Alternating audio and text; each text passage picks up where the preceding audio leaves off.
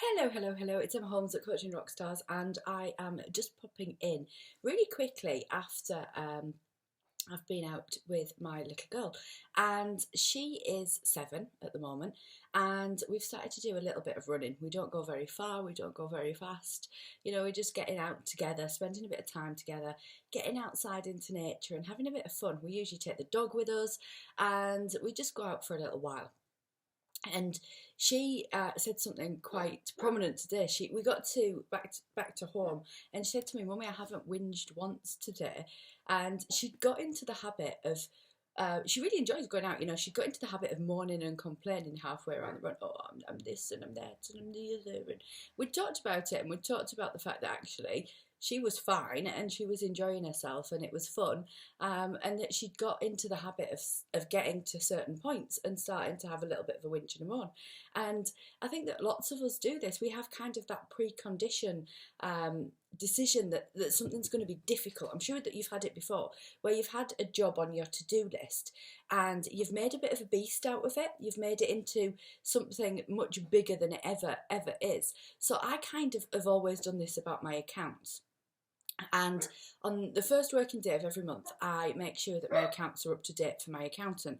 And, I've always made a bit of a beast out of it. It's been like, oh, it's a horrible job.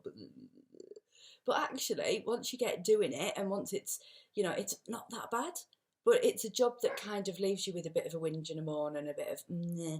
And, I think that we all do it at some stage. We all have things that we associate with negativity. We associate it with it being a bit of a bind. We associate it being a bit of a whinge.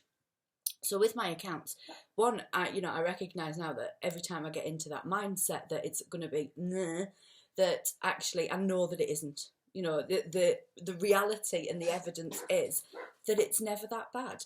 And also rewarding myself after I've done my accounts has worked an absolute treat. So what is it that you're making a big beast out of? What is it that you leave on your to-do list till the last moment that hangs over your head and goes, that's a horrible job? One, can you change your mindset around it? Is it something that you're actually making into a beast that isn't? Two, do you actually need to do it? Is it something that, if it is really that bad, is it something that you need to be doing? Is it something that you want to be doing? Is it something that should be part of your day? Three, can you outsource it? Can you send it to somebody else to do? Can you give it to somebody else to do? There's things in my business, and I posted a Facebook post not so long ago where there's a conversation about editing something, and I've used an emoji that's a GIF that said, oh, this makes me go,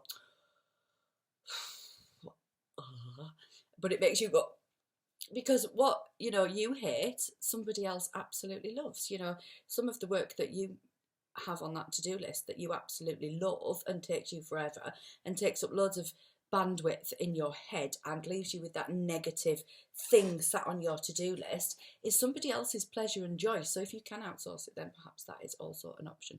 So look at the things that are causing you angst in your world and look at whether there are any alternatives to that angst, because we don't need no angst and negativity going on. Speak soon.